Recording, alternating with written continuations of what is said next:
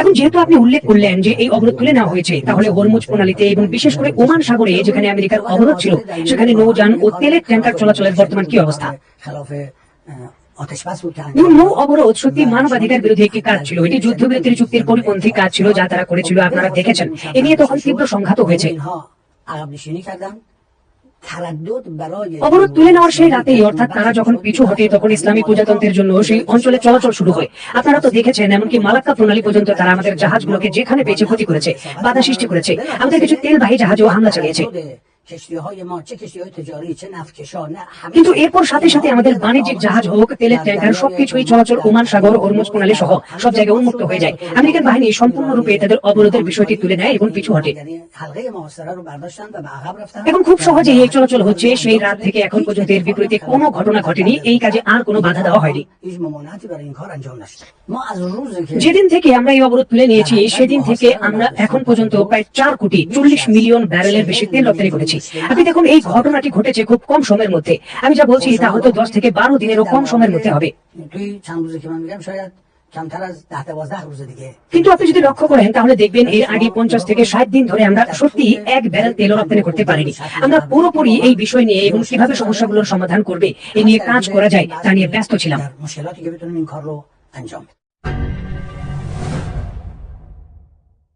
আসসালামু আলাইকুম বন্ধুরা, আশা করি সবাই সুস্থ আছেন। সুযোগ সব সময় আসে না, যখন সুযোগ আসে সেই সুযোগের সৎ ব্যবহার করতে হয়। 60 দিনের যুদ্ধবিরতি চলছে বর্তমানে ইরান এবং যুক্তরাষ্ট্রের মধ্যে। হরমুজ প্রণালী উন্মুক্ত।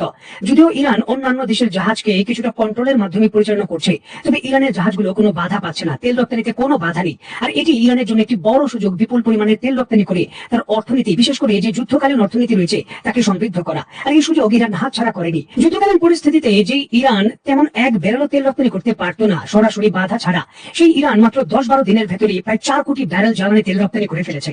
এবং বিপুল পরিমাণের তেল এখনো তাদের বিভিন্ন জাহাজে লোড হচ্ছে বা লোডকৃত অবস্থায় সাগরের শ্যাডো ফ্লিট হিসাবে বিভিন্ন জায়গায় সেগুলো ডেলিভারির অপেক্ষায়। যুক্তরাষ্ট্র আশঙ্কা করছে, যদি যুদ্ধবিরতির চুক্তি নষ্ট হয়ে যায় এবং হরমুজ প্রণালীতে পুনরায় তারা অবরোধ দেয়, এরপরও ইরান তার তেল রপ্তানি অব্যাহত রাখতে পারবে। কারণ অলরেডি বিভিন্ন জাহাজ ভর্তি করে বিভিন্ন সাগর মহাসাগরে বর্তমানে ইরানের বহু জাহাজ তেল লোড করে অপেক্ষা করে চলে গেছে। আর এটি যুক্তরাষ্ট্রের জন্য একটি স্ট্র্যাটেজিক চ্যালেঞ্জ। কারণ যদি ইরানকে এখনই থামানো না যায় বা ইরানের সঙ্গে কোনো চুক্তি না করা যায়, আগামী 60 দিনের ভেতরে হয়তো ইরান আগামী 5 বছর যুদ্ধ করার জন্য যে যুদ্ধকালীন অর্থনীতি দরকার তার যোগান নিশ্চিত করে ফেলবে। আর এই জন্য এই তড়ি ঘড়ি করে যুক্তরাষ্ট্র ইরানের সঙ্গে কাতারের ভেতর যে টেকনিক্যাল বৈঠক রয়েছে তা আয়োজন করেছে। যেমন সাধারণ আলোচনা এক জিনিস আর টেকনিক্যাল আলোচনা আরেক জিনিস। সাধারণ আলোচনায় বিভিন্ন ধরনের যে রাজনৈতিক নেতা তারা উপস্থিত থাকেন, আর টেকনিক্যাল আলোচনায় বিভিন্ন ধরনের সামরিক বিশেষজ্ঞ, বিভিন্ন ধরনের প্রযুক্তি বিশেষজ্ঞ এবং পরমাণু বিশেষজ্ঞরা থাকেন, যারা দুই দেশের মধ্যে সমঝোতার চুক্তি টেকনিক্যাল ভাবে কি করে বাস্তবায়ন করা হবে তা নিয়ে আলোচনা করেন। এবং যে কোনো সামরিক আলোচনা বা লেনদেনের মূল বিষয় হলো টেকনিক্যাল কমিটি যদি তাদের প্রতিশ্রুতি অনুযায়ী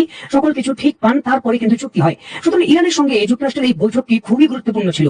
কি করে পরমাণু ইউরেনিয়াম প্রযুক্তিগুলোকে ছোট করে আনবে ইরান, বা কি কি ক্ষেত্রে তারা ছাড় দিবে, এই বিষয় নিয়ে আলোচনার কথা ছিল।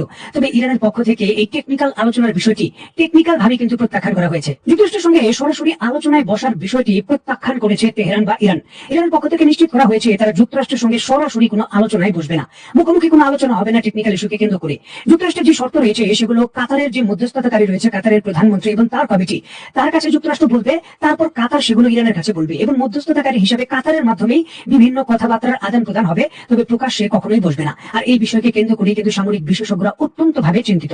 যুক্তরাষ্ট্রের সঙ্গে এক টেবিলে মুখোমুখি আলোচনায় বসতেই রাজি হচ্ছে না ইরান। সেখানে টেকনিক্যাল ভাবে যুক্তরাষ্ট্র যা চায় সেটা ইরান মেনে নেবে বা সেই ক্ষেত্রে কোনো ধরনের সমঝোতার কোনো কথা বলবে, সেই বিষয়গুলো অনেক দূরের ব্যাপার। আর এর জন্য কিন্তু সামরিক বিশেষজ্ঞরা বলছেন এই আলোচনা এবং বৈঠক এগুলো শুধু সময় ক্ষেপণ। মূলত দুই পক্ষই এর মাধ্যমে নিজের প্রস্তুতি বিস্তীর্ণ করার কিছুটা সময় নিচ্ছে। এগুলো অনেকটাই আই ওয়াশিং এর মতো। যুক্তরাষ্ট্রের প্রেসিডেন্ট ডোনাল্ড ট্রাম্প এবং পূর্বে অন্যান্য সামরিক কর্মকর্তারা যেমনটা দাবি করেছিলেন ইরানের সঙ্গে আলোচনার অগ্রগতি ভালো এবং ফলপ্রসূভাবে দুই দেশ একটি সমঝোতার কাছাকাছি রয়েছে, সেখান থেকে হঠাৎ করে যুক্তরাষ্ট্র সরে এসেছে।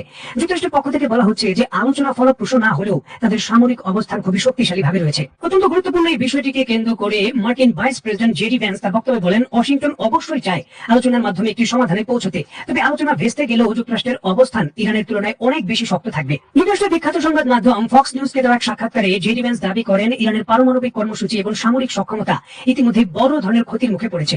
তার ভাষ্য অনুযায়ী সাম্প্রতিক ঘটনাবলীর ফলে তেহরানের কৌশলগত অবস্থান আগের তুলনায় দুর্বল, তবে যুক্তরাষ্ট্র কৌশলগতভাবে সামরিকভাবে মধ্যপ্রাচ্যে অনেক শক্তিশালী অবস্থানে রয়েছে। এবং পূর্বে যুক্তরাষ্ট্রের প্রেসিডেন্ট ডোনাল্ড ট্রাম্প ইরানের ইস্যুকে কেন্দ্র করে সামরিক যে সিদ্ধান্ত দিতেন সেটা বাস্তবায়নের ক্ষেত্রে অভ্যন্তরীণ এবং প্রশাসনিক ভাবেও কিছুটা দ্বন্দ্ব ছিল, যেটা কাটিয়ে উঠতে ডোনাল্ড ট্রাম্পের শক্ত পদক্ষেপ নিতে হতো, যার জন্য কিছু বাধাও ছিল। তবে রিসেন্টলি মার্কিন সুপ্রিম কোর্ট ঐতিহাসিকভাবে ডোনাল্ড ট্রাম্পের পক্ষে একটি ঐতিহাসিক রায় দিয়েছেন, যাতে ট্রাম্পের ক্ষমতা আরো বেড়ে গেছে। ডোনাল্ড ট্রাম্প এখন চাইলেই যুক্তরাষ্ট্রের প্রশাসনিক যে কোনো ব্যক্তিকে বরখাস্ত করতে পারবেন, শুধুমাত্র ফেডারেল রিজার্ভ ব্যাংকের অধীনে যারা রয়েছেন তারা বাদে। এর বাইরে যারাই রয়েছেন ডোনাল্ড ট্রাম্পের সিদ্ধান্ত এবং অর্ডার যদি সাথে সাথে ফলো না করেন, তাহলে তিনি তাদের বরখাস্ত করতে পারবেন। আর এই ক্ষমতা ইরানের ক্ষেত্রে যে কোনো বড় সামরিক যে কোনো পদক্ষেপ নেওয়ার ক্ষেত্রে ডোনাল্ড ট্রাম্পের নতুন শক্তি হিসাবে একটি গুরুত্বপূর্ণ কৌশল হিসাবে কাজ করবে। সামরিক বিশেষজ্ঞরা বলছেন সুপ্রিম কোর্টের এই রায়ের পর ডোনাল্ড ট্রাম্প তার প্রশাসনিক ভাবে পূর্ণ নিয়ন্ত্রণের জন্য আরো শক্তিশালী একটি কি পয়েন্ট পেলেন। এখন নিজের সিদ্ধান্ত বাস্তবায়ন বা ইরানের বিরুদ্ধে সর্বোচ্চ শক্তি যুক্তরাষ্ট্রের যত ধরনের অস্ত্র রয়েছে তা ব্যবহারের পথ সুগম হলো। দেখার বিষয়ে ডোনাল্ড ট্রাম্প ইরানকে অনেকটা বসে আনার জন্য এবার তার দ্বিতীয় পদক্ষেপ কি নেন। তো বন্ধুরা, আজকের মতো বিদায়, নতুন কোনো ভিডিও নিয়ে আবার দেখা হবে। সে পর্যন্ত সবাই ভালো থাকবেন, সুস্থ থাকবেন এবং বাংলাদেশকে ভালোবাসবেন। আল্লাহ হাফেজ।